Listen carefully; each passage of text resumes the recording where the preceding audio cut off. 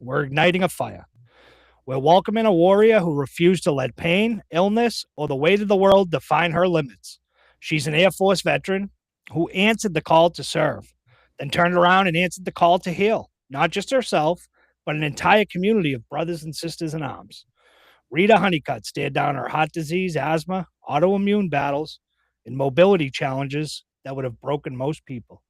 But Rita didn't break. She rebuilt. She transformed from fat to fit, as powerfully chronicled in her raw, unflinching book, Fat to Fit, My Healthy Journey, becoming a marathoner, a Spartan Deca trifecta finisher, and an adaptive athlete, and a beacon for anyone who's ever felt trapped in their own body or mind. And then as a mom, a wife, a mental health first aid instructor, a peer support specialist, and now the chair of Thrive RC Vets in Randolph County, North Carolina, Rita fights daily on the front lines of veterans' mental health, suicide prevention, and inclusive wellness. She's proof that scars aren't endings, they're launch pads.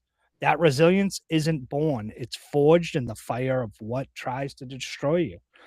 Rita, your story isn't just inspiring, it's a battle cry of every veteran, every survivor, every person who's ever been told you can't. Thank you, first off, for your service and also for your unbreakable spirit and for showing us all how to rise stronger. Welcome to the show. Let's dive in. And the first question before I get into some other things here is, what was the single moment that flipped the switch from survival to full on conquest for you?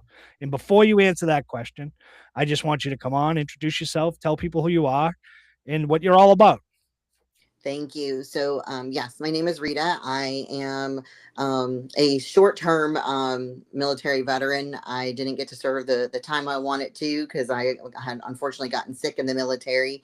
Found a different way to serve though, because now I work with veterans full time. And like you said, I went through this health journey after coming out of the military, had dealt with some heart problems, and it just kind of spiraled in this unfortunately downward. Um, all downhill. But then one day I was very fortunate. I met a doctor who decided to listen, and everything changed from there. And that was my aha moment. It was the first doctor I had that, for a female, didn't go, "Oh, it's your hormones." And I'm like, "No, no, dude, I don't feel good." And he was like, "No, you don't feel good. Let's find out what's going on." And that That's first, awesome. Give that doctor a shout out, Rita. oh Give him a yeah. shout out. So Dr. Cohen was absolutely awesome. In the book, my dedication page is to him. He has unfortunately passed away, but the amount of people that I know that had gone to him that had some kind of neurological problem, like, that man changed so many lives, and we need more doctors like him. He was funny and quirky and like just a total goofball, but he listened, and he was that moment that I needed. Yeah. Yeah, and it's tough nowadays, right? Not even nowadays, just I mean, I'm 41, but doctors in general, right? You go in and you see the degrees and it's like, and God forbid you question them, right? God forbid you say, "Hey, I don't think that's what it is and I'm not fit." No, I'm in the doctor. Like, I know better. So that's great that you were able to do that. So before we get into questions though, right? I'm going to read some statistics here in about veterans and in 2023, the most recent full year we have, Mhm. 6,398 veterans lost their battle to suicide. That's about 17.5 every single day. Not a drop in the ocean, a wave crashing over families every sunrise. And while the total number dipped just a hair from the year before, the rate climbed to 35.2 per 100,000, more than double the rate for non veterans at 16.9. Twice as likely, twice the pain, twice the silence we can't afford anymore. Think about the hidden wounds. Female veterans face a suicide rate 92% higher than civilian women. That's something I didn't even know before I did this. Because you always hear about men, right? These numbers and what I'm saying is absolutely baffling when I went through it, and I had to make sure that I got this in there. So young vets, those just starting civilian life, often carry the heaviest load. Homeless veterans, their risk skyrockets 146% higher. And those with a recent traumatic brain injury, 94% higher. These aren't edge cases. There are people. And too many are slipping through because we still whisper about mental health like it's a weakness instead of a wound that needs to heal. PTSD, right? For instance, it haunts far too many. Lifetime, about 7% of veterans will face it, higher than the general population. Among those getting VA care, it's 14% of men and 24% of women diagnosed. Depression compounds it. Veterans are far more likely to battle major depression, often hand in hand with PTSD, substance abuse, and isolation. And here's the gut punch: 61% of those who died by suicide in 2023 weren't even connected to VA care in their final year. They were out there fighting alone because reaching out still feels like surrender to way too many. But here's the truth: we have to go shout from the rooftops, right? We really have to. Asking for help isn't a weakness, it's warrior courage. The same grit that got them through boot camp, deployment, and coming home can get them through the darkest nights. Stigma kills quieter than any enemy ever did. It tells a vet their pain isn't real enough, and they're burdening others. That toughing it out is the honorable path. It ties, and every day it wins, we lose another hero. So today I'm calling on every one of you listening. Break the silence. Check on that veteran in your life, your buddy, your neighbor, your family member. Say the words, I'm here. No judgment, just ears. Hold space. Share the lifeline. Dial 988. I've used it many times. Press 1 for veterans. Text 838-255. Reach out to local organizations like Thrive RC Vets or the VA. Normalize. Let's everybody normalize the conversation. Make it as easy to talk about mental health as it is to talk about a bad knee from the service. Because when we shatter the stigma, we save lives. We honor the fallen by protecting the living. We prove that service doesn't end when the uniform comes off. It evolves into lifting each other up. Rita Honeycutt is out there every day doing that, exactly that, turning her scars into strength for others. Let's follow her lead. One call, one conversation, one less empty chair at the table. We owe them more than thanks. We owe them life. Let's make sure no veteran fights the battle alone ever again. If you're hurting right now, reach out. You're not weak, you're worthy, and you're not alone. So, Rita, you served in the Air Force, right? Can you walk us through the moment you decided to enlist and how that decision changed the trajectory of your life? Yeah. So I'm originally from up north. I lived in New Jersey. Okay. And Jersey girl. yeah. So when 9/11 happened, it was across the water. Yeah. We could see the smoke from our house for, of course, weeks afterward. I remember very distinctly, like most people, I was in 8th grade. We were actually learning about Pearl Harbor, and students started disappearing, and we could not, like, we never really got a why for the first few hours. Finally, somebody found out what was going on, and it spread very quickly. Um, at that point in time, like, it was kind of in the back of my mind because my grandpa was Air Force. So in my mind, I'm like, oh, yeah, of course I'm going to go join the military. But that was kind of the defining moment for me because it was personal. You know, Yeah. they hit home, and when I say home, I mean like right there. Right there. Yeah. Um, and so I joined Air Force ROTC in high school. That way, like, I kind of had an idea of what I was getting into, not nearly enough of an idea. Um, but that kind of got me ready. I had a really good mentor, the sergeant that was our part of our program, and he helped me study for the ASVAB. He helped me PT, like, he got me ready. So when I went to boot camp, I'm like, man, this is a cakewalk compared to living on a farm. And I had a great time. And so I was in, did my training, and then I started having some problems. And that's when they had found out I had some heart issues. There's been some controversy of why these heart issues started. Is it something that, we were given? Was it in the water where I was stationed? Um, but I got lucky. They let me sit around for a while after they put in my pacemaker, and they were like, "Well, we'll put you on desk duty." And I did that for a little while, but my plan was to do 20 years because I would be retiring this year. Yeah. And And so how it old was. are you when this is all going on? So I was 18. So I joined when I was 17. My parents had to sign off on my documents so I can enlist early. And so I was 18, 19 at the time when all this happened.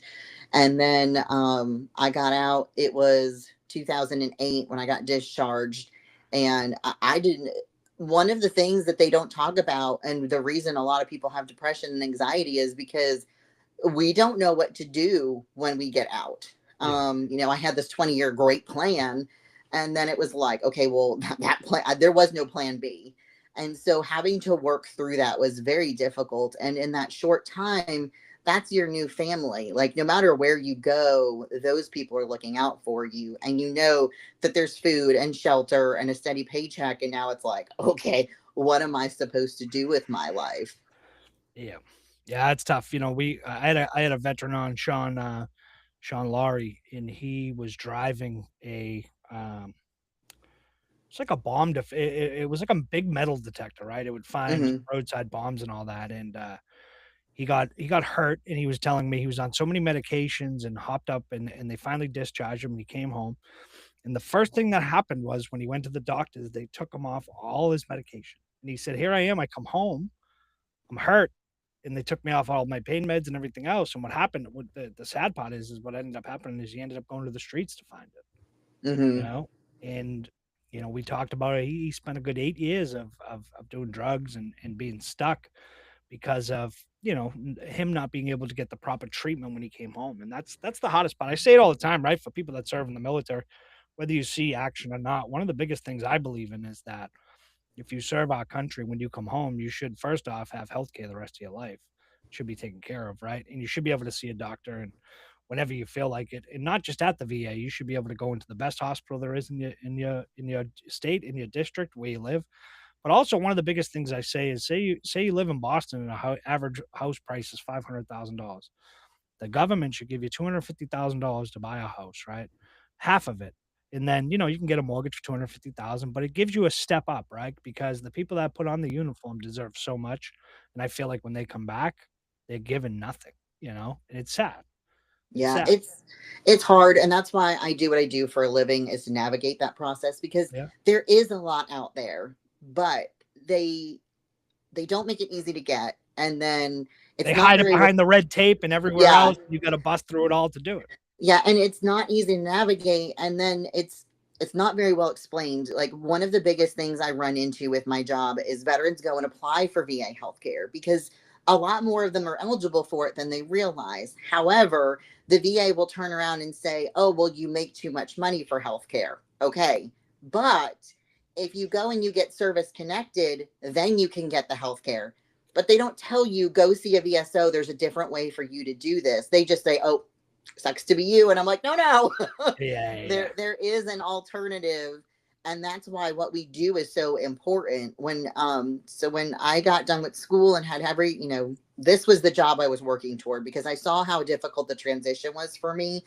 I didn't want other people to go through that. So that's Yeah. why I do what I do and navigate the benefits for them, because it is confusing. Things are worded in such an odd way. The rules are weird. And even at that, like, it's mind blowing. I was on the phone with our state director one day and I'm like, please tell me I'm not crazy. Like, this veteran is eligible for these benefits, right? And he's been doing this a long time. And he was like, no, you're absolutely right. He's like, I don't know who you talk to. He's like, but I hate that a big part of our job is educating VA personnel on their job, but Yeah. they're not getting the level of training that we're required to get. Yeah.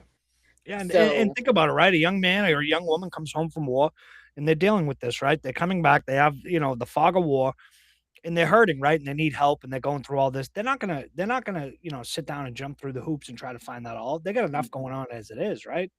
oh, Where, yeah. thank God they have somebody like you now that can navigate and help out down in North Carolina. And it's just, I think, like I said, I think the veterans oftentimes get forgotten, and it's sad because you see it all the time. In America, we're the best military, we have the best equipment, the best bombs, we have the best all this, but it's like, okay, why can't we have the best healthcare for our veterans? You Yeah. know? And that's the thing, too, is like, so I go to Kernersville here in North Carolina, and our VA is a really nice VA. I've had pretty good luck with doctors. But the quality and standard is not the same nationwide. I've Yeah. had veterans go just a couple hours over to Durham, and I'm not saying all Durham doctors, but unfortunately the ones my veterans have been dealing with, they've not had good luck. And I'm like, the quality should be the same across the board, across the but it's board. Yeah. not. And the thing is unfortunately that's both civilian and VA. Like Yeah. you, Oh, you no could doubt go, about it. Yeah. yeah, you could go to a Novant provider in Greensboro, and if you go to one in Winston-Salem, it doesn't mean you're guaranteed the same care. Yeah. Yeah, and it almost varies, state to state, district to district, neighborhood to neighborhood, VA to VA, and it's tough. But like you said, it should be across the board. Mhm. If you're getting the best care here, you should be able to get the best care at every VA and every hospital that there is, right? I'm very lucky. I'm here in Boston, and we have some of the best hospitals, right? Oh The yeah. best hospitals. I've been through so much. My mom and dad both passed to cancer. My uncle passed to cancer. But seeing what they went through and being able to be in the best place possible in Boston. My grandmother was sick for years with heart problems, and she was at Mass General, and they kept her going. It's just remarkable, right? But I say it all the time, like I think about my mom and dad and everybody else that's passed from cancer. I'm like, imagine if they lived in Idaho, right? Yeah. The service that they would get there. And it's like, it's not fair just because we're in Boston, the metropolis, we get the big, it's not fair. It should be nationwide, and Hmm. it's very frustrating because they're one of the biggest businesses in the United States of America Oh yeah. besides the United States government and healthcare. So Rita, what were some of the toughest challenges you faced during your time in the military? And how did that shape your views on resilience and mental toughness? And that was the thing is my military experience was great. I was very fortunate. So the guys that I was with at the 108th were all old enough to be like my dad. And that's how they treated me because I went in vehicle maintenance. I was the only female in my department, which was fine, but I loved it. If you told me today I could get a medical waiver and go back, I'd be gone. Yeah. Like um and honestly, like it just kept boosting my confidence in myself. So my military experience was great. The people I was with were amazing. When I got discharged, the IG who was in charge of my paperwork, like she was awesome. She kept in touch with me. Like she texted me on my way because I had to drive from North Carolina to New Jersey to process my paperwork. Okay. My military experience was great. Um, Besides the heart problems, and that was Yeah. the thing is the resiliency.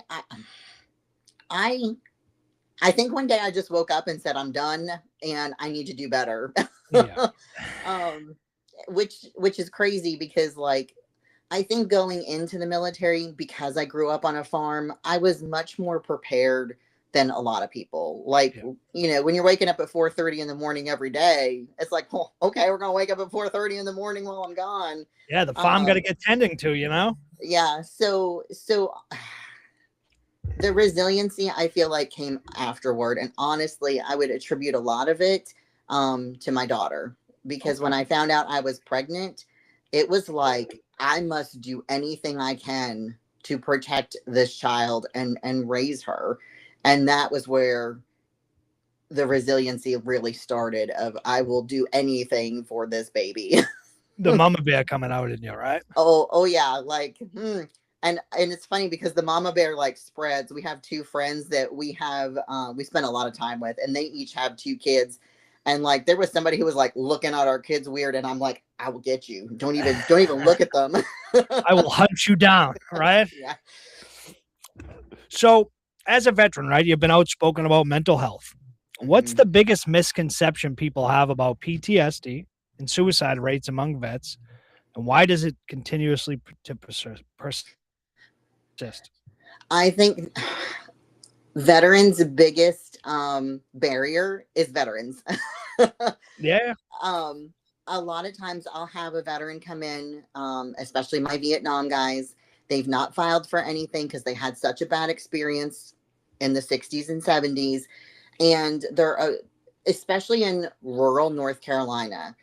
A lot of veterans are afraid that if they say I have PTSD, I have depression, I have anxiety, they're very afraid of having their guns taken from them. okay. And I'm like, no, no, no. That's not how this works. You have to be incompetent in order for us to have that conversation. Um, but it is a legitimate concern that a lot of them have. And then a lot of them are afraid that they're going to go to the VA and the VA is just going to give them drugs. And I'm like, you don't have to take drugs. You Yeah, don't even have to go to therapy. These are just options if you want them. But a lot of veterans genuinely get very concerned that they have to do these things. And I'm like, no, no, you do what you need to do for you. If you need to go to the American Legion and have a drink with a buddy and talk to him, that's okay. Yeah. If you need to do group therapy or individual therapy, or if you need medication, that's okay too. But one of the biggest barriers is veterans to themselves. Yeah. Yeah, I often say it too, right, Rita? And I take medication for my depression and anxiety, but there's sometimes I've come off of it and I've realized like, I need to make sure I'm still on it. But for people that have that choice, that make that choice, it's okay. There's holistic ways. There's different Hmm. approaches nowadays than just going to a doctor and him giving you a pill, right? And I say it too, right, Rita? One of the biggest things is, and you may agree or disagree, right? So for when it comes to mental health, right, what I've learned is one of the biggest things we have to do is when the doctor gives you, if he prescribes you medication per se, right? You don't just take the medication and it fixes you or it fixes you, right? What you have to do too is with it comes work, right? Oh yeah.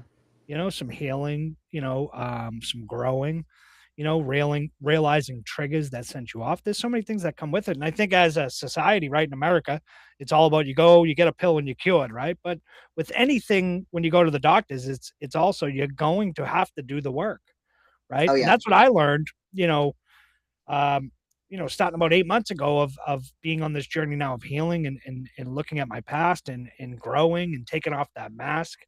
It's one of those things I think that we automatically think a pill's gonna correct and fix everything when Yeah. it may not be, it doesn't. Yeah, and that's the thing is I had actually been on medication for almost 3 years, and for me, it did not work. Yeah. It made me feel just numb. I felt nothing, which was horrible because now I'm like, okay, well, I'm not depressed, but I'm not happy either. Yeah, yeah. Um, and I finally got in with a good therapist about 6 months ago, and she was like, let's stop the drugs and let's try this instead. And so she was like, let's just get together and talk every 2 weeks, come up with different coping mechanisms. And honestly, once I got off the medication, I started to I started to feel everything, which was hard at first. But then I started to like re-navigate things. And I think too, by working out, my husband and my coworkers know if I'm cranky, they're like, did you work out this morning? And I'm like, no. But for me, that was the thing I needed. As long as I have movement, like movement is mental health. Like that has been huge for me because as long as I'm moving, I feel good.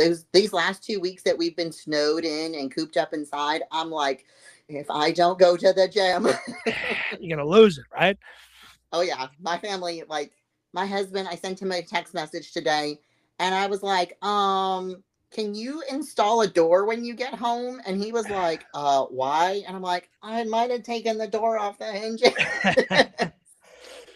Well, and that's like you said, right, about, the medication you were taking, and I've been in that situation before where I forget what drug it was, but it was like, yeah, I'm not depressed, but I'm also just watching life fly by me, and I have Yeah. no reaction to anything where it's like Groundhog Day, right? I'm just getting up, going to work, and I'm okay, right? Well, at least I think I'm okay because the drugs that I'm on is just I'm just like and I'm not feeling anything, phone calls, emails, hanging out with friends, I just wanna come home and go to bed and get back up and do the same thing, so, and I'm glad you came off of them because sometimes it's trial and error, as I like to say when it comes to mental health. Hmm. But for anyone suffering out there, one of the biggest things I learned is when you're able to snatch, right? I have anxiety and depression. When I'm able to snatch my mental health back, right, from the darkness, it's one of the most powerful things you can do, Oh and yeah. everybody thinks like, oh, it's mental health. I'm always, if you snatch it back and take control of it, and it's not easy, right? Because you're gonna think you're crazy. You're gonna think what am I doing, right? But you're not gonna question yourself after once you find out, and it's crazy. Like with my anxiety and depression, I know what the triggers are, and fortunately, right, there's people I've cut out of my life because they were triggers, right? Oh yeah. You start learning like places that trigger you, people that trigger you that you have to cut out. And it's for your own mental health and being healthy, right? I used to say for 41 years of my life, almost Rita, right? I was thinking unhealthy. I never thought healthy once in my life, right? And I So think what were you saying? sometimes it's harder too because we've been conditioned to just say I'm fine, I'm okay, yeah. and it's like no, I'm not. Yeah. Yeah. And I say it, that's one of my biggest things, right? When I was talking to Maddie about it, big shout out to Maddie. And I was saying to her, like, one of the biggest things is I do now is, hey, how you doing today? And you get the generic okay. And then I look at them and I make sure that we get eye contact and I say, no, how are you really doing today? Some people will Mhm. sit down and they'll tell you, hey, my world's imploding, right? And you sit there. And one of the biggest things I tell people is if someone comes to you and they're having some mental health problems and they're talking, ways you usually don't hear them talk, if you don't have an answer, just hold space for them. Sit there and listen to them, Mhm. right? Because so many people sometimes like to try to fix you with, hey, just get over it, or hey, you're gonna be okay. When you're going through it and you could be having a little mental health crisis, you don't want to hear that. It's gonna drive you over the edge, Oh you yeah. know. I tell people just hold space. Just if I'm having a bad day, just put your arm around me, give me a big hug, and we'll get through it. That's a lot better than someone telling me, and one of my biggest things, reader, is when people say to me about, hey, did you take your meds? It's like, it's the last thing I want to hear. Yeah.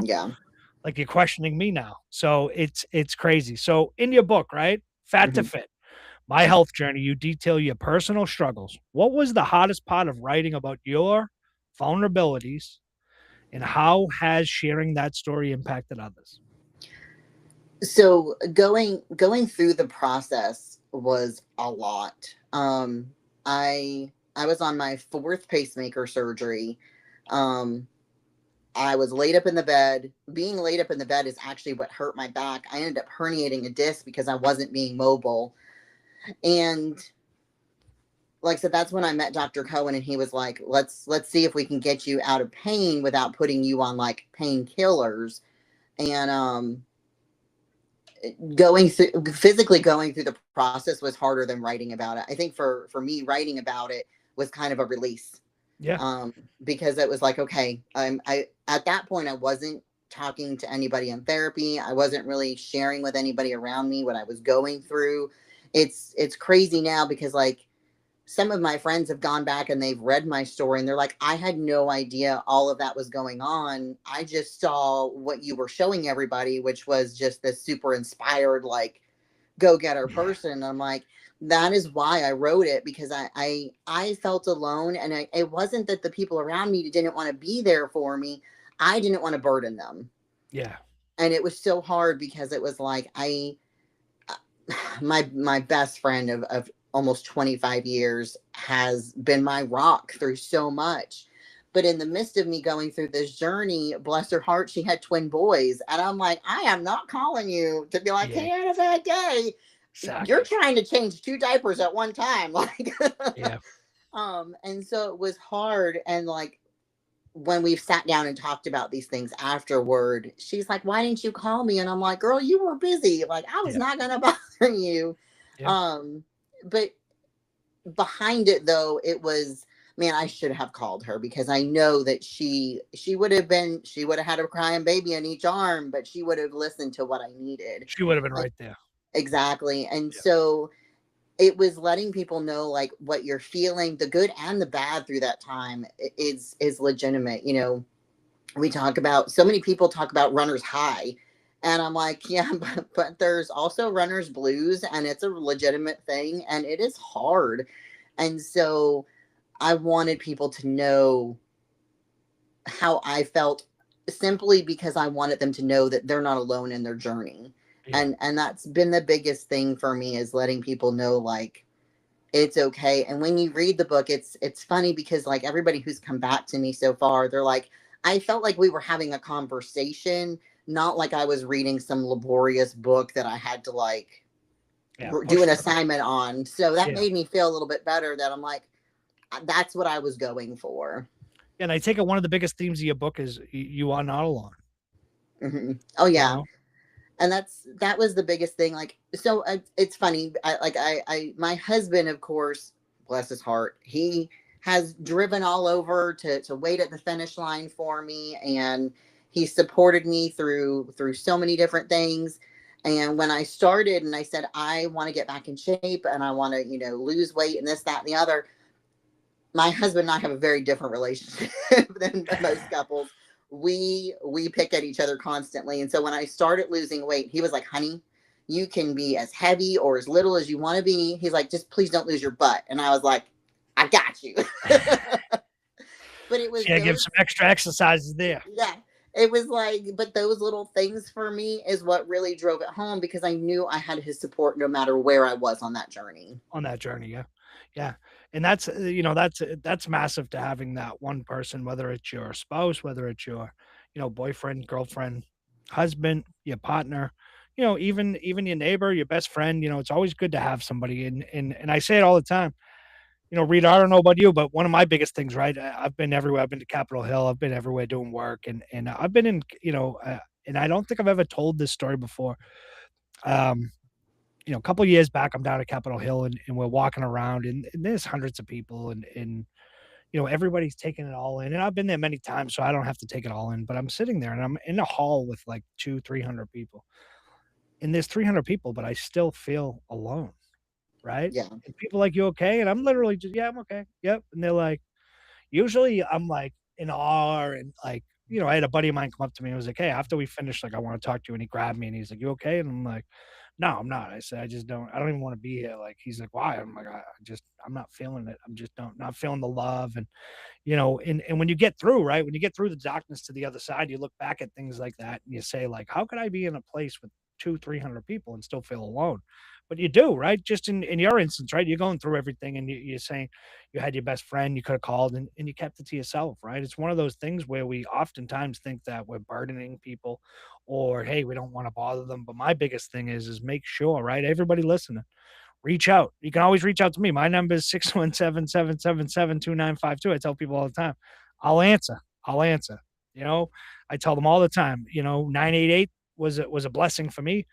And something I used quite often at 2, 3 in the morning when nobody's around and you can't call anybody. And I used it and it was like, okay, so many nights I would call and I would fall asleep just talking to somebody, just knowing that somebody was there for me, right? And that's a free tool. That's a resource that anybody can use. It doesn't cost anything. It's operated 24/7, 365. You can text it, you can call it. It's an unbelievable tool and an unbelievable resource. So for anyone that feels like they can't talk to anybody, that's also a number that you can call. And you believe me, you can talk and they'll listen. And it's great. It's great. Oh yeah, yeah. We encourage it constantly, especially being like in a really rural area. So in Randolph County, I think we have 4 providers, and when I say providers, I mean like 4 facilities with multiple providers. Yep. But with a population of 150,000, that's not that much. No. So like right now, if I want to go for mental health services, they're sending me to another county because we have nothing out here. So that tool, that resource is huge because it's like that might be all that we have. Yeah. Yeah. Rito, do you know what the, wait time is for mental health services down there? Do you know? For like 988 or like services No, in general. like say if someone wants to see a therapist, one of my hottest things was my therapist, and I'm in Boston. We have them everywhere. My therapist retired, and he retired in June or July, and I didn't get to speak to somebody till the beginning of this year. Yeah, so it's about the same here. Yeah, you know, I was pretty fortunate so the reason I started therapy, I was pretty far along in my health journey, but one day, one family member called me that their AC was broken, and another family called me that something else was going on. And I went to the VA and was like, I need to talk to somebody like now. yeah, And thankfully, they have a couple people on staff to instantly get you in with. But when they said, okay, we're going to refer you, we want you to continue this. It took them about 3 months, and that was honestly pretty quick. yeah, yeah, But yeah. most of the time, you're looking between 3 and 6 months. Yeah, and that's tough, right? Because think about it. If you're struggling, right, and you're finally at that finish line, and I don't mean finish line per se, like, hey, it's over, but that finish line of being like, hey, I've had enough of keeping it in. I just Hmm. want to talk to somebody, right?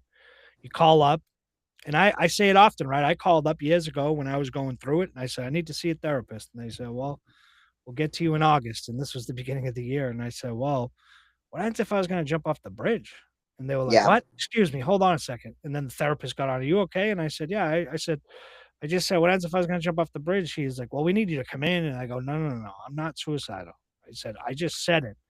And he goes, well, we can see you tomorrow. And I go, whoa, whoa, whoa. It shouldn't take that to be able to see somebody, right? And I Yeah. wasn't doing it to be like, hey, I'm going, it was just something that slipped out being a wise ass and so pissed off because it's like 6 months. What the fuck, what the hell do you mean? Right. Yeah. So that's where 988 comes in, where if you're having a problem, like I said, mine was from when mine retired till the beginning of the year and everything I was going through, that was the greatest resource and tool, right? People look at me and they're like, "You would call that?" And I go, "I wouldn't sit here and tell people call 988, use 988 if I didn't do it myself and had the best experience of talking to these people." I say it, they were a lifesaver. I don't know where, my head was. I was going through so much, trying to heal and going through a journey and losing everything and going through life, right? Life's not easy for any of us. Mm-mm. So I know you're a veteran service officer in Randolph County, right? What systemic failures in the VA system frustrate you the most? And I don't know if you can answer that because you might get in trouble.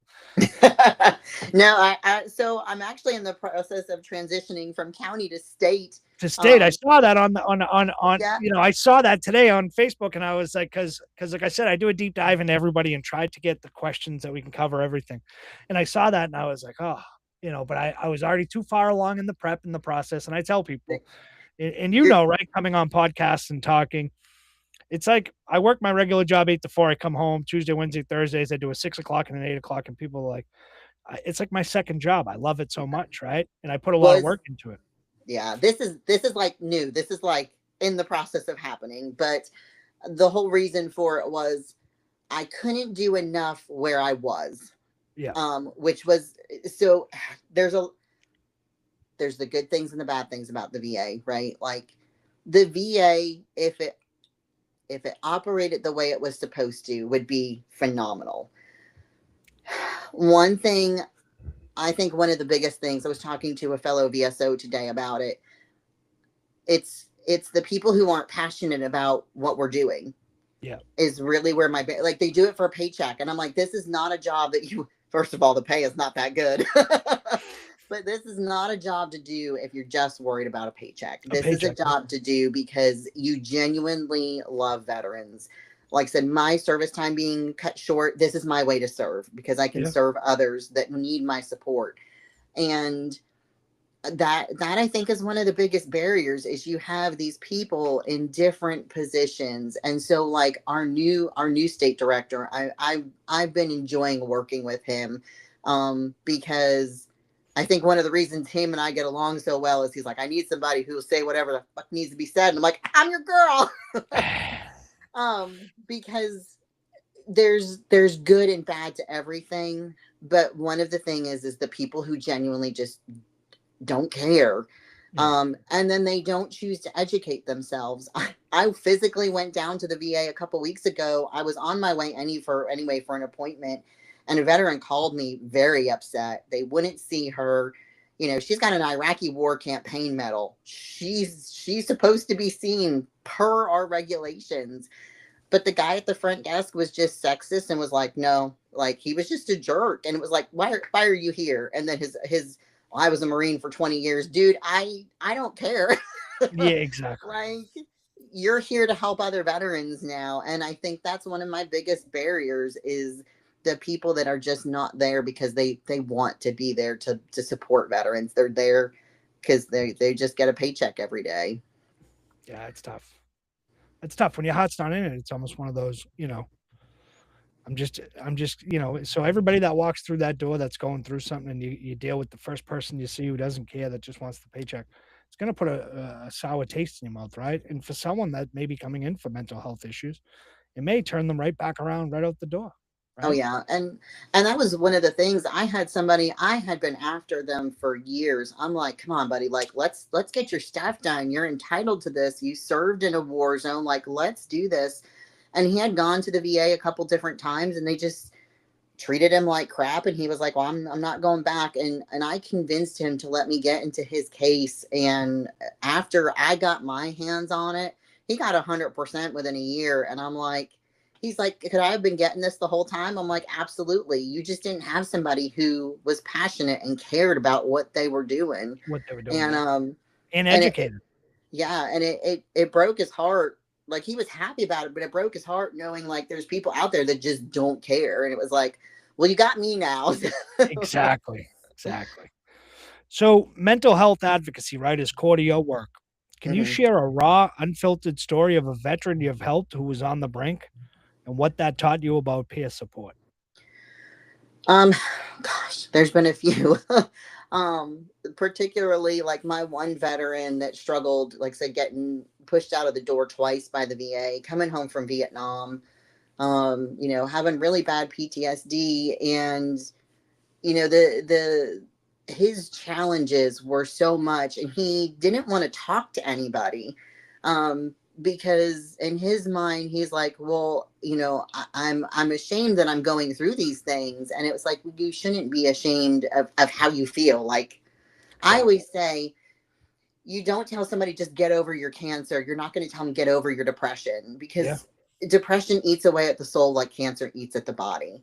And it's hard, especially to me. Like, I struggle as a female veteran, because I'm like, no, to me a veteran is like a Vietnam combat veteran, or somebody like my brother who's a multi-deployment Marine. Like, those are veterans.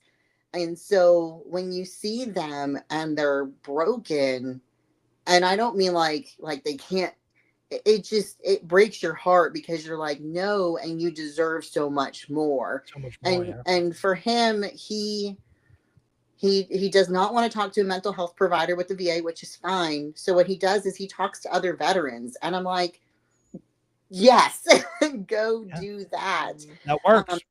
just do whatever you need to heal. And I've seen the changes in him in the past, year that we've been working on this stuff. And I'm like, and he's like, I never thought I'd be able to like retire. And he's like, yeah, I'm retired now. And I'm like, that was the goal, man. That's awesome. So it was hard getting there. And we have another veteran I'm not working with, but one of my coworkers is, and shot down in a helicopter. Um, he's, I think both of his arms were broken. His back is completely twisted. And, thankfully he had his VA money, which, everybody's like, oh, well, you get 100%. That's great. And it's like, but he wasn't getting the support he needed, and he lives in pain. And then, because the VA wasn't doing what they were supposed to, he's not had a good provider. Now he's turning to drugs, and like illegal drugs. And it's Yeah. like, well, you wonder why this is going on, but you weren't supporting him in what he needed. And so now, thankfully, because of my one coworker, like, he's getting the support that he needed, which was so crucial. But you see it every day, and it's so hard, because it's like, there's a couple of us that will literally lead you every step of the way. Yeah. But then it's like, I need all of you others to pick up the slack too, and be there every step of the way with these people. Yeah. So, Yeah. And it feels like, like you said, it feels like, they slip through the cracks, right? And I say it all the time, Vietnam veterans, right? And I wasn't alive, but I've looked at videos and watched and read about it, when they came home and the way they were treated by the public, right? And people forget, like most wars in America that we fight, these aren't the rich kids, and this isn't politics. And these aren't rich mhm, kids. These are mostly kids from the inner city, right? From the town country, from countries, from farms that a lot of them go in to serve because they love this country, right? And you think about Vietnam, right? These were all kids that went over, and none of those kids that left the states and went to Vietnam when they came back, none of them were ever the same. And then mm-mm, they're treated on top of that, right? Like, I remember, I think it was John Kerry who threw his war medals away because he was, everything that had happened over there. But the way people would spit on them and people would call them baby killers, right? Just not a thing as a country that should have happened, but it did, right? But I look at it and I see all these young kids, right? And friends of mine that went to Iraq when it first happened, went to Afghanistan, right? And I look at them and I say it too. Those poor kids, my friends that went over, they went over as the kid I knew when they came back. I didn't know who they were anymore, and I don't think they knew who they were either, right? yeah, Because when you yeah, serve, right? I've never served, but when you go and you're fighting a war and there's shots ringing out and there's grenades going off and that's real life. Like that's nothing that you're like, oh yeah, this happened, and I say it all the time. Most of my buddies or people that I know that served in the military, that served in conflict and wars, I've never heard them talk about it at all. You Yeah. know, they don't want to talk Yeah. about And that's the thing is like dealing with it every day, you see the different levels. And the thing is too is a lot of people think, oh well, it's just the infantry seeing these things, and it's like, no, not necessarily. I've got one guy that we were working with, and he was a cook. Well, the thing is like, you're a cook in the kitchen. That doesn't mean that this is not going on all around you. It just means you're not necessarily in the thick of it. it. But then at the same time, you're not in the thick of it. So you have no idea what's going on, and it still affects them. And that's why, like, when people are like, oh well, so and so is admin, and like I was working with one girl, and she was human resources in the Air Force, which looks very different than human resources civilian side. But her job was to issue Purple Heart medals to these guys. Like, and she's having to fight for her benefits for depression, because she's like, it was taking a toll on me, because here I'm literally handing this award to somebody who's missing limbs or all these, like, you can't tell me that's not affecting a person. But those are Exactly. the things, like, those are where these people slip through the cracks, and the VA is just not like doing what they're supposed to, because it's like, no, it you don't necessarily have to see combat to be affected by it in some way, shape, or Yeah. form. Or even like one of our biggest problems with our female veterans are facing is military sexual trauma. They might never leave the states, but depending on where they're stationed, it might not be any better. Yeah. Yeah. Yeah, and people don't think about, that's one of the things people don't think about is female, females in the military serving, and they don't think of it, of what happens to them and what they go through, especially on bases, and whether it's here in the States or far, it's tough because I think every veteran, and like Rita, you were saying, like you look at yourself a bit different from every other veteran because they've served and all. To me, you signed up selflessly for the military, right? And I appreciate it. And I thank you for your service because it's people like you that have made this country great, right? That have made this country what it is. You've sacrificed so much to put that military uniform on. So don't ever cut yourself short about, hey, I didn't serve, I didn't go to war. No, doesn't matter. Look at you go to war every day, right? For these veterans.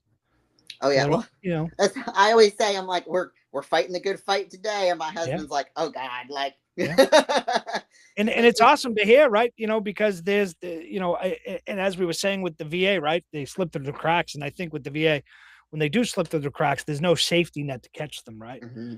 Which sometimes there's supposed to be a safety net there, but they don't get it, and they fall through the cracks, which is tough because again, they're veterans. They're coming home from war, or they're coming home from deployment, or they're coming home from just a regular military base here in the States of serving, and they're going through it and they need help, and to not be able to provide that, right? Like my hottest thing, reader, is think about this. Like, the government signs off, we go to war, they send kids off, and then they come back, and it's like, we were willing to go to war, but here I am, and I need to talk to somebody, and I need some help, but you got to wait 3 or 4 months.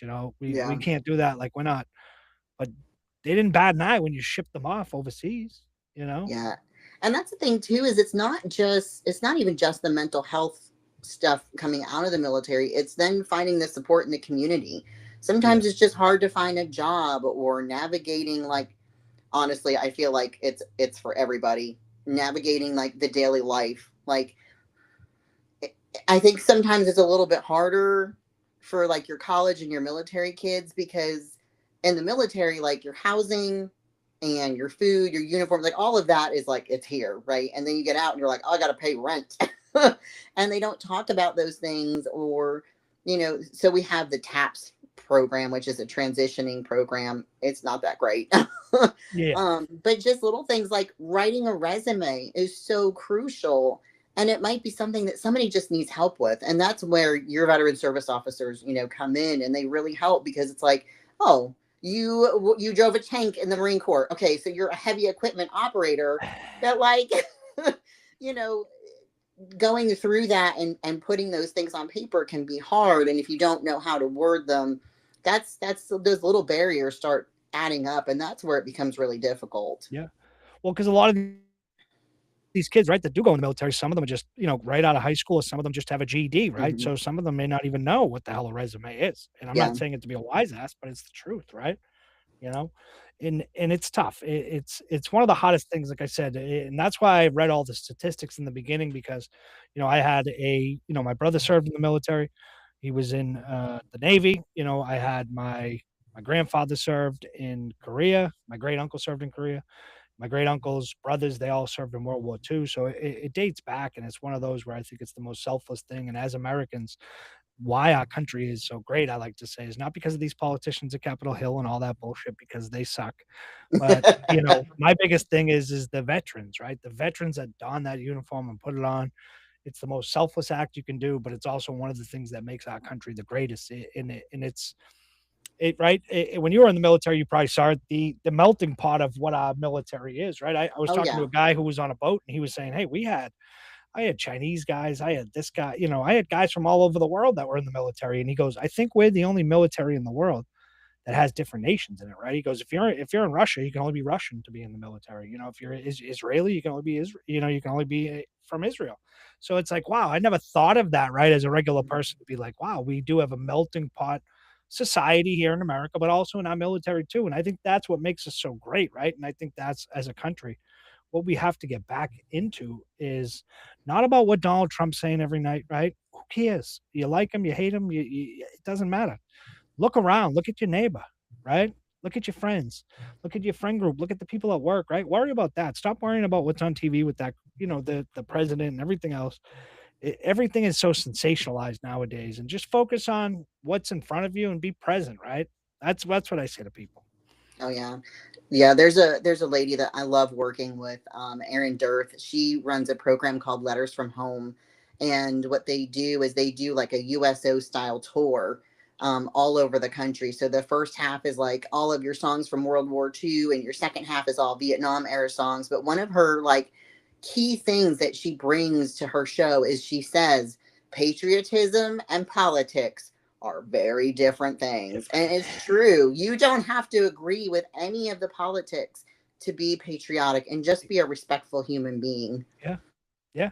And that, I think you hit it on the head right there. And that's one of the biggest things: civility, right? Being civil with each other. And you know, I don't know how the politics is down there in North Carolina, right? Or who they voted for, didn't vote for. But I tell people this all the time. As an American, I don't care who you voted for as long as you went out and voted, right? That's the greatest thing, right? And that's one of the biggest things, the military, right? Serving and being able to come back and vote for who you want. That's what freedom's all about, right? We're not a dictatorship. We're not any, we're a free country. And I think we're a country that was built on immigrants, which is great.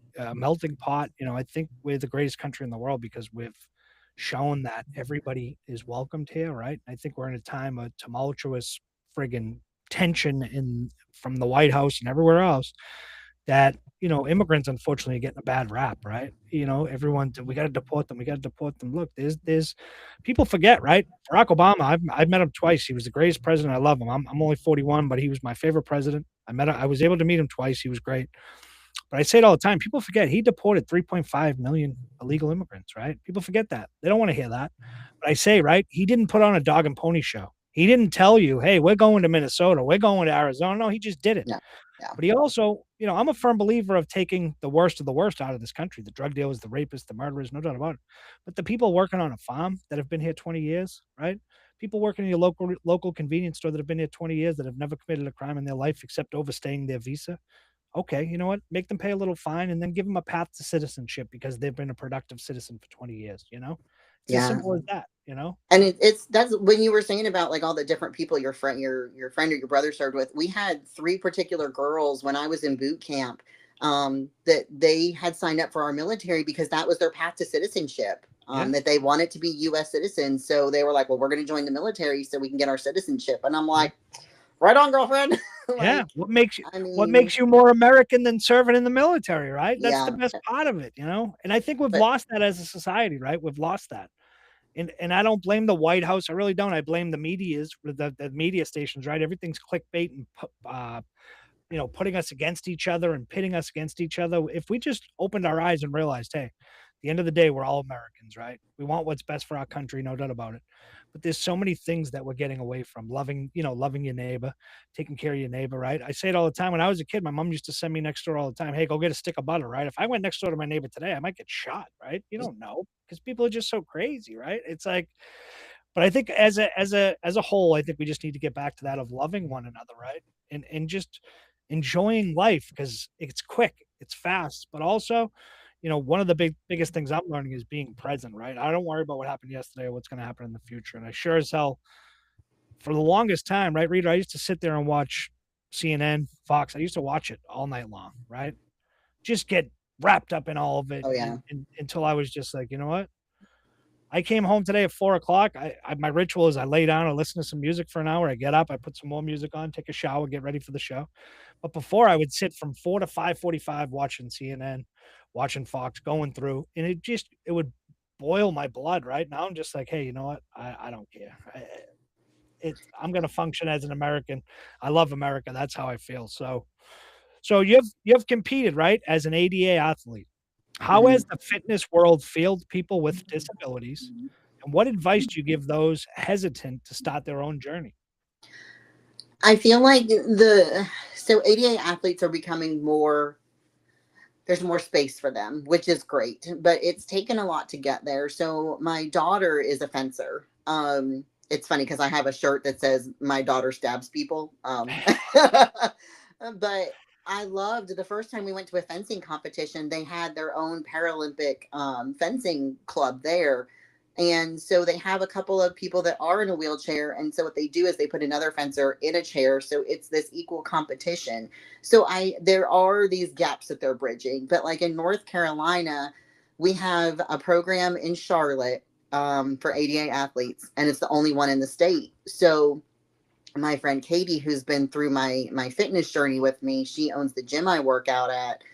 Her and I got together, and she's like, I really want to do something with veterans. And so we went and we checked out their program. And so we're mirroring it here in the Piedmont.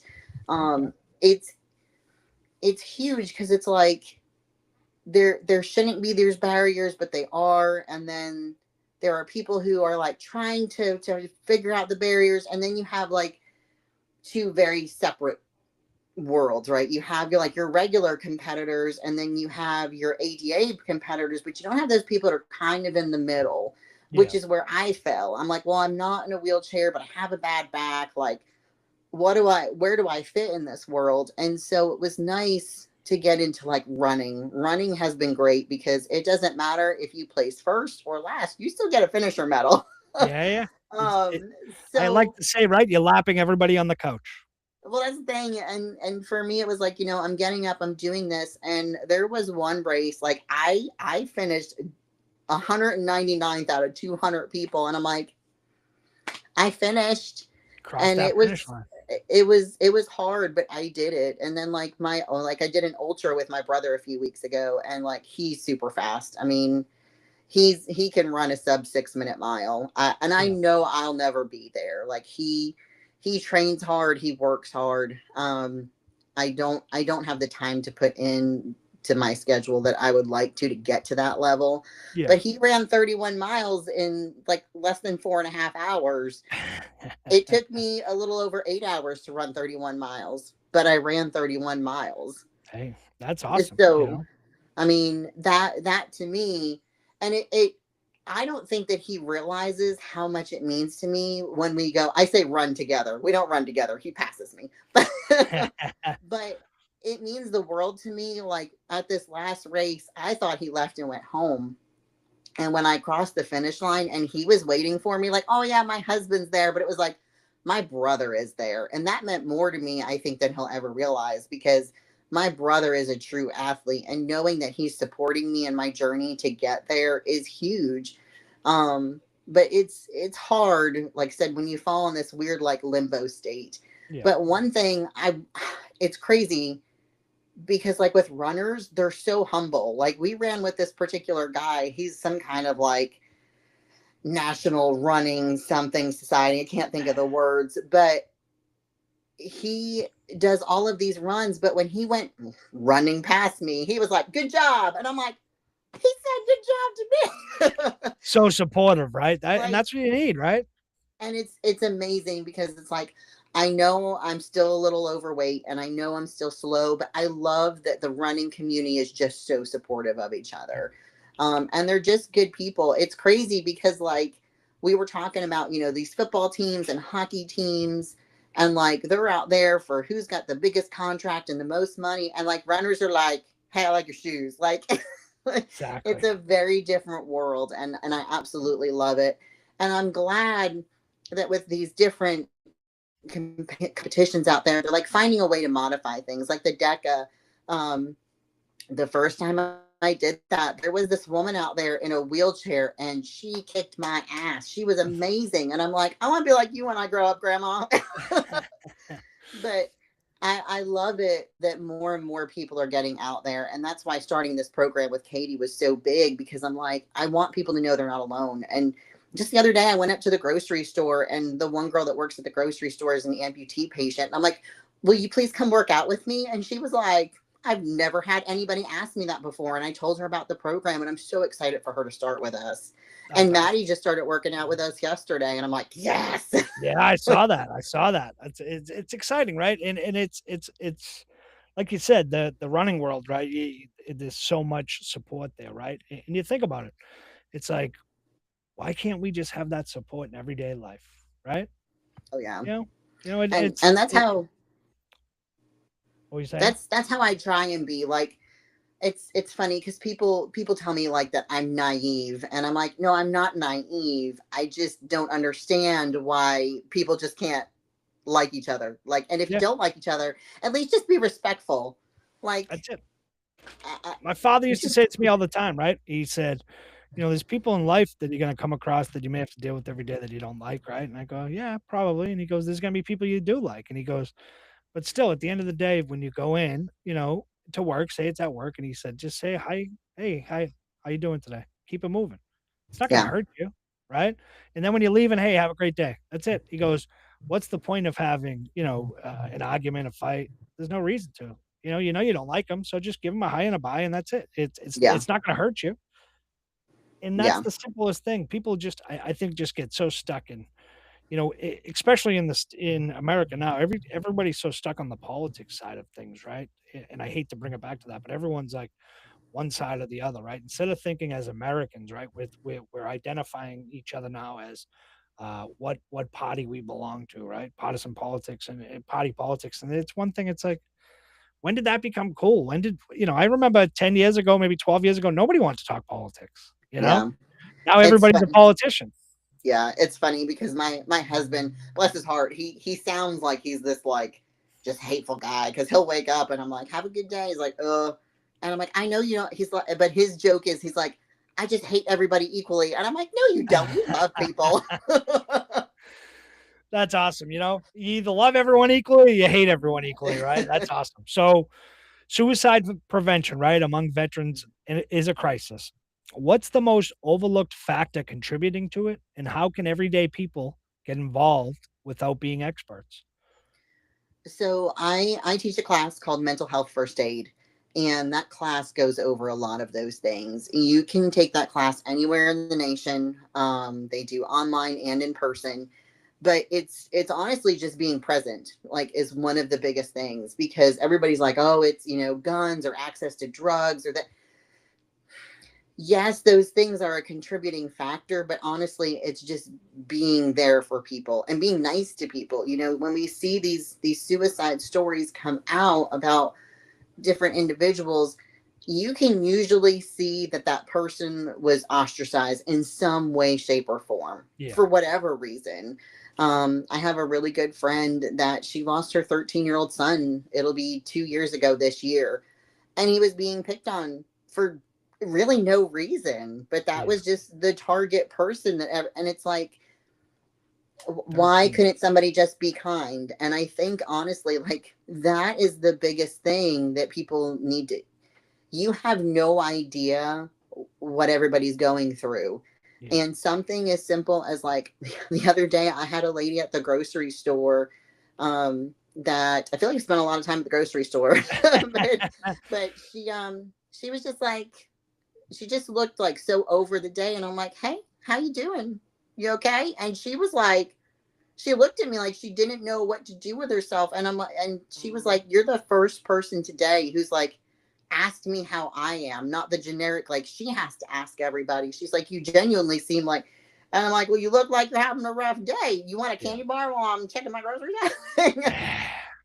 And she was like, I needed that. I just needed that simple kindness. And you just don't know how far that can go with somebody. No, and like you said, that was their first one of the day, right? And think about, sometimes going through life, some people that, live by themselves may not get that at all, may not get that interaction, right? And that simple, holding a door and looking in someone's eyes and saying, "Hey, good morning, how you doing today?" Simple, small little things that change, right, the trajectory of someone's day. Oh yeah. And Yeah. people think about it, they take it for granted, like, but if you're opening the door, you're already opening the door, being a gentleman or being a lady, and you say, "Hey, good morning, how you doing today?" It goes hand in hand, right? Instead of some people will be like, "Oh, you didn't hold the door for me, you're an asshole." It's like, okay, I see where this is going today with you. You know what I mean? But you Oh want to yeah. talk? How's it going? You know? So your social media, right, shows a blend of advocacy and personal triumphs. How do you handle if there is any backlash or criticism that comes with being so public about your story? So far, I kind of haven't cared. Yeah. Like I've had a couple people. I had one person in particular recently that kind of pissed me off and was like, you're a credit hog and this, that, and the other. And at first, I was kind of taken aback, and I was like, sounds like she's having a shitty day. Yeah, exactly. Gonna take it out on um, you. because I have had more people be like, I appreciate you posting these things and being positive because I know I'm not alone. And the thing is like if you're going to be mad, you're going to be mad, and that's not my fault. Yeah.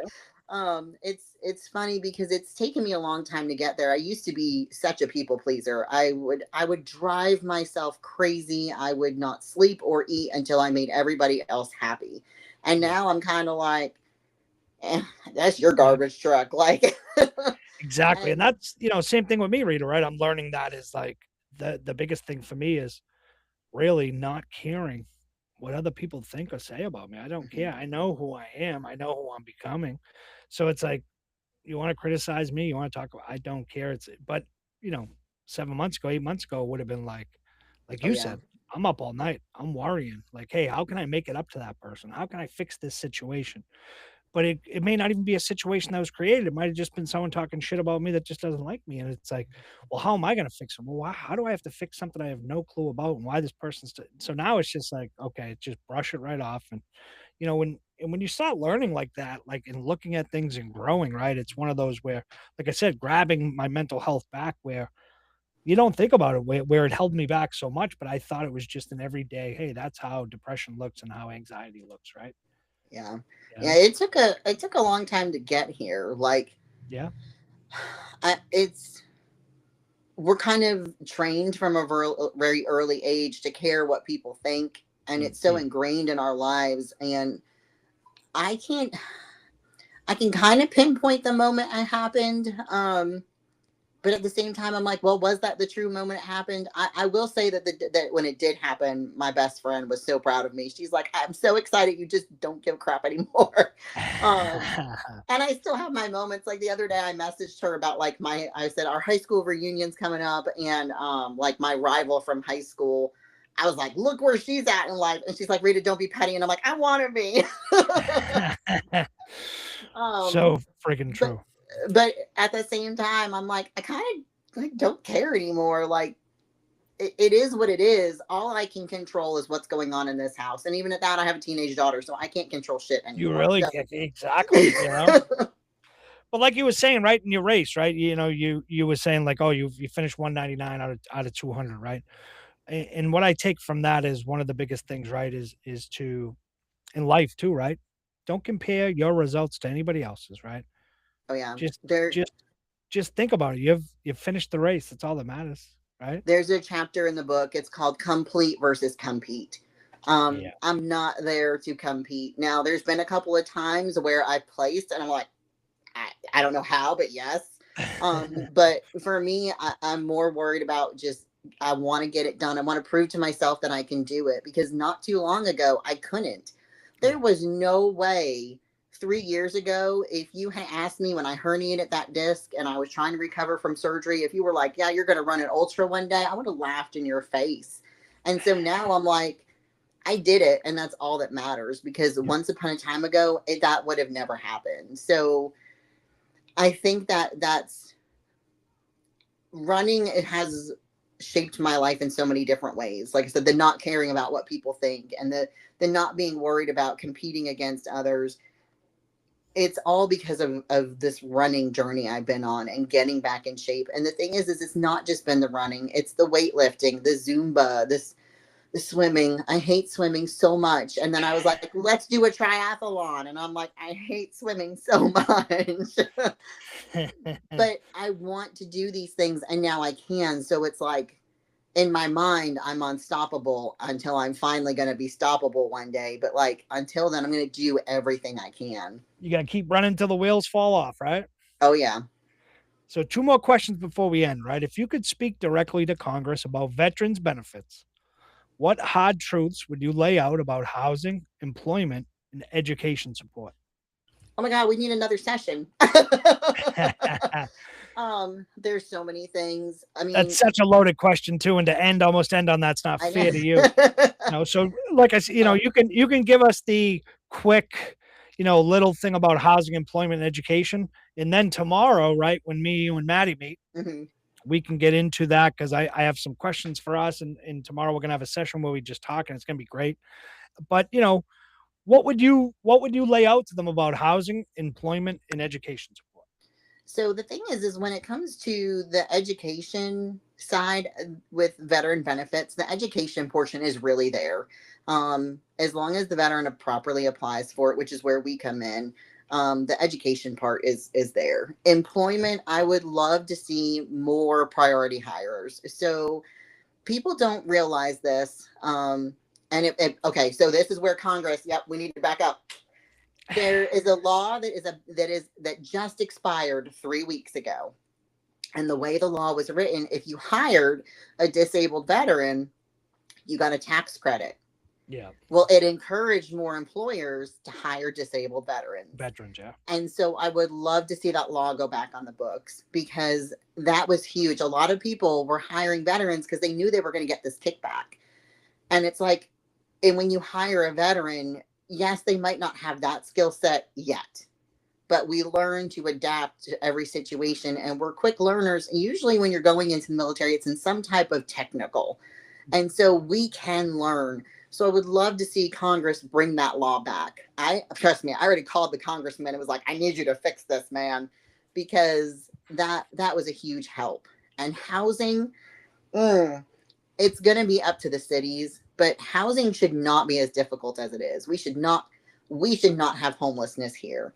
no. We have abandoned buildings everywhere. And so there was one perfect example in the city of Asheboro. And when I say city, compared to Boston, it's probably like a suburb.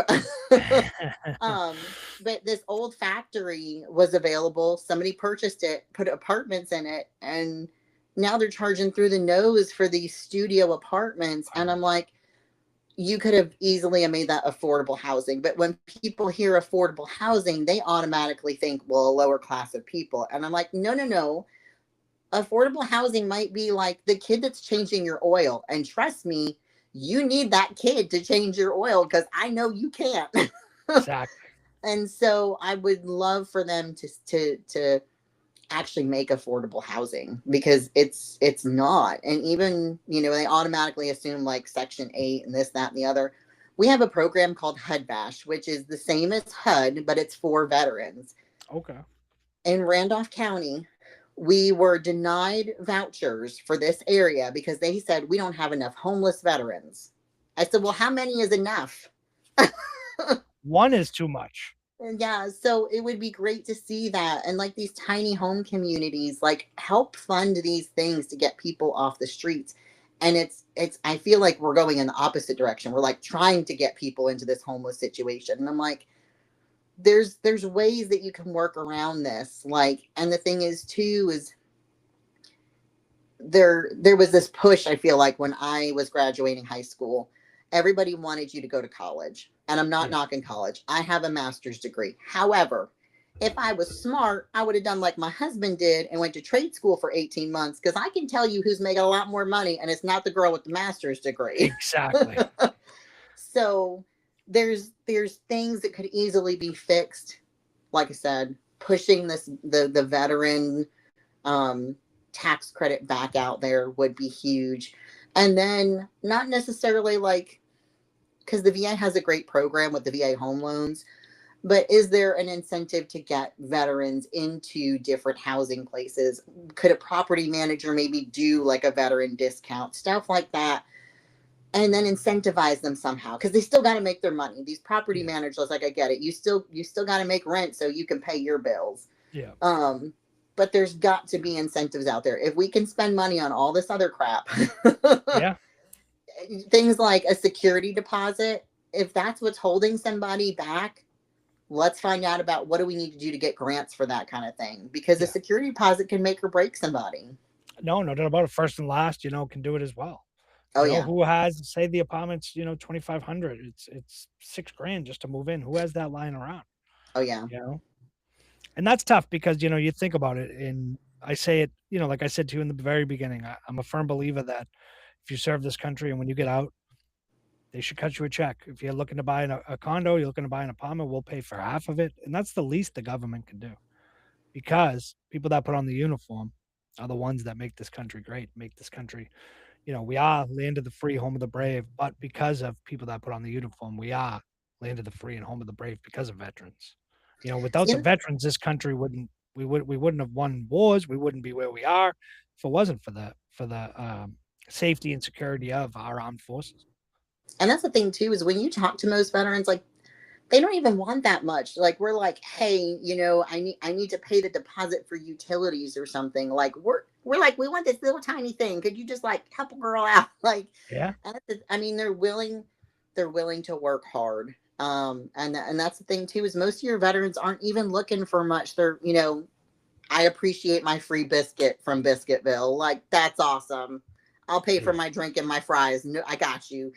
Like, they just, those little things though. And the thing is these companies don't realize we're more likely to come back and frequent you because you hooked us up with something. exactly. So Yeah, like I said, if they could do little things, most of the time it's just that somebody needs a leg up. They're not looking for a handout. They just need a little to get them yeah, on the path they need to be on. yeah.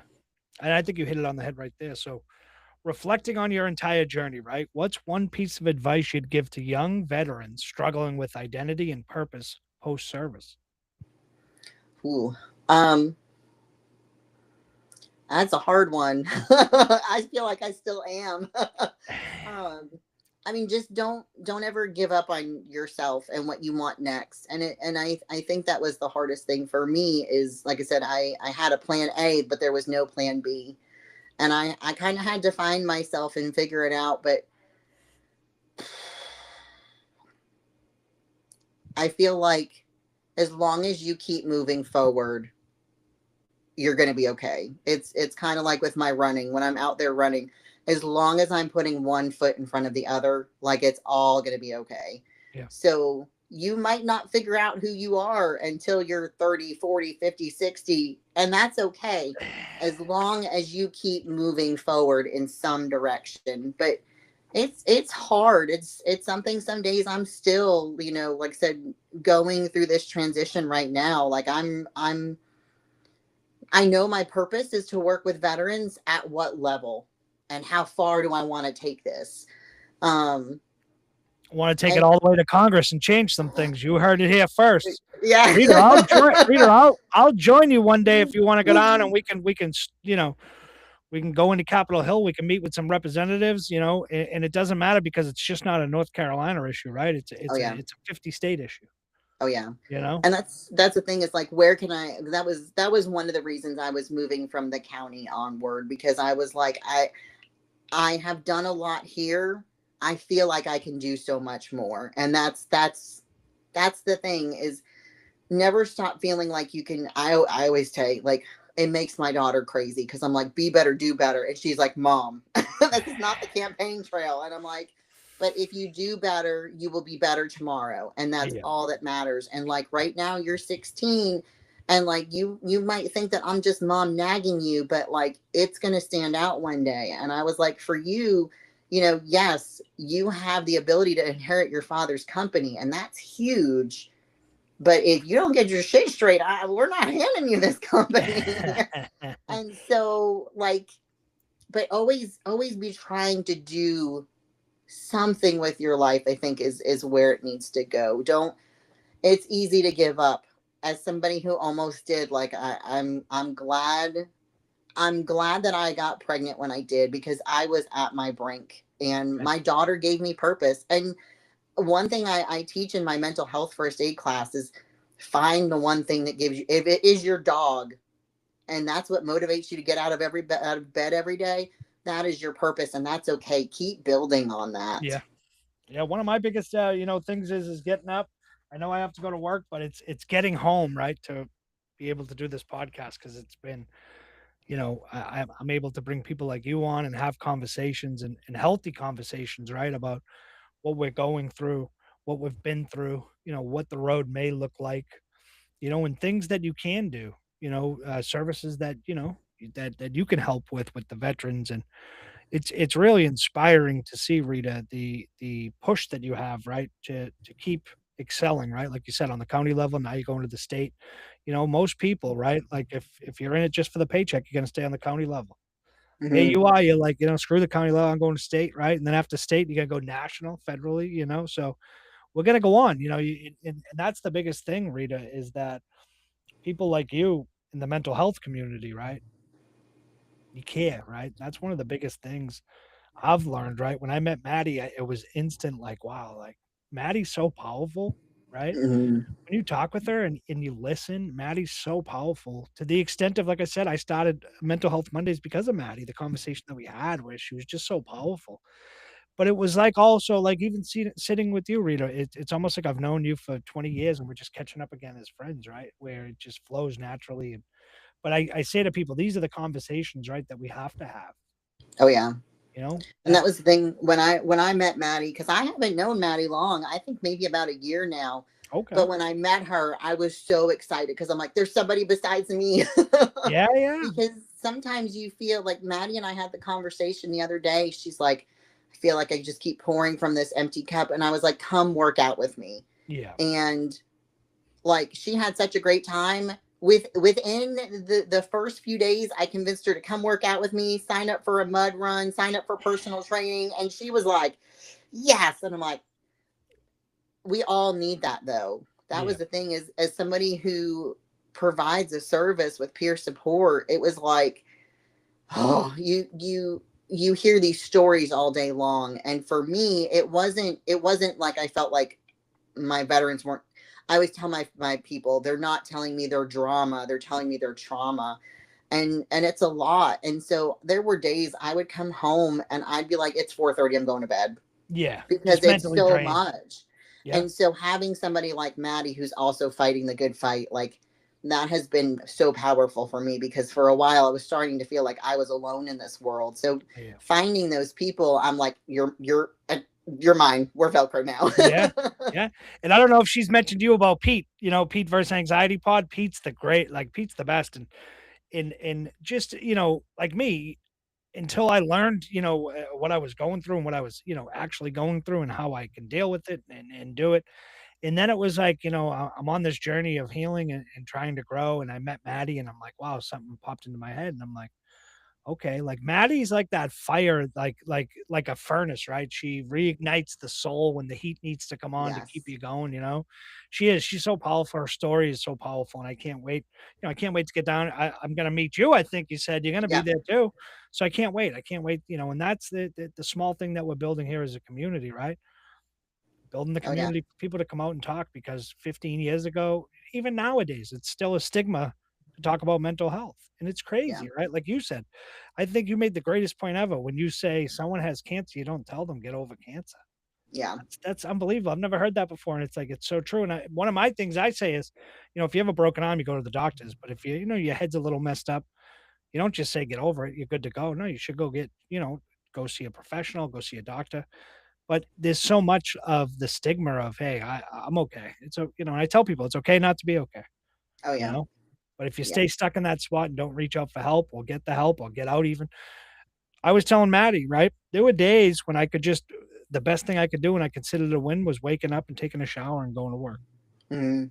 Just a shower, right? And that's what I tell people. Like those 2 weeks being stuck in with the snowmageddon here, like Uh, I my husband was like, "Where are you going?" And I was like, "I'm not going anywhere." He's like, "Well, why are you dressed with shoes on?" I was like, "Because it was that or lose my mind." I had to do something, and that's why I tell people, if your win every day is to just take a shower, like yeah, do that thing. There's a talk out there by another military officer, and he talks about just make your bed. And yeah, sometimes like that's all you're gonna do, and that's okay. that's okay. But So I've powerful. realized is as long as you do something like, and that's been a big part of my journey too, is getting into that routine. Like as long as I keep moving, we're gonna be okay. And like I And said, right now, bless my husband's heart, I got 3 weeks off since I just had surgery, and my whole house is gonna be clean. And he's got a longer honeydew list, so I'm gonna keep him moving too. and that's the greatest thing I think you said, routine, right? Mm, Once I started getting healthy myself mentally, mentally, physically, and emotionally, the routine is what keeps me grounded. The routine is what keeps me going. And there are times when I'm like, I'm going to lay in bed for a couple because I journal every Saturday and Sunday. I get up extra early.